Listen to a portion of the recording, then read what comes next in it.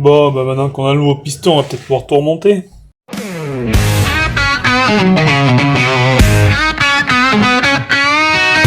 Du coup, on va peut-être contrôler la bielle. On utilise un micromètre d'intérieur.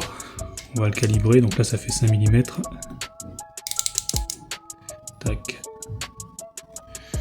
Et là, alors là on voit que le 0 est pas tout à fait en face, donc je vais m'occuper de le mettre en face. Bon, du coup on est dans la plage, on est en dessous de 5 microns d'écart sur les différentes valeurs, donc la bielle est bonne.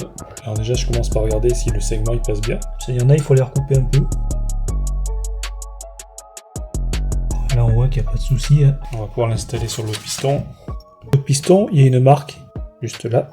On voit, c'est là où il y a la jointure du segment. Ça va venir comme ça. On va commencer par remettre la cage à aiguille. Le piston il a un sens, il y a une petite flèche ici, alors je ne sais pas si on la verra bien. Tac. Elle indique côté échappement. Donc là en l'occurrence l'échappement est là-bas, donc le piston va venir se monter comme ça. Là. On n'oublie pas les petits circlips, sinon ça va se barrer en cacahuète. Bon, je vous ai épargné la galère. Voilà. C'est très chiant à mettre et en plus il faut éviter de rayer le piston quoi. Enfin éviter, même faut pas rayer le piston, c'est encore mieux. Comme ça. Hop. On vient le mettre en face, le pincer. Voilà.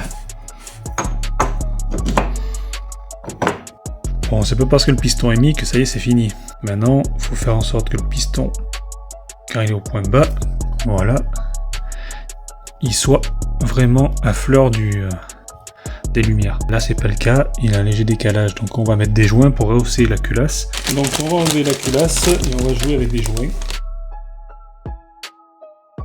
Donc du coup, là, j'ai mis 3 cales.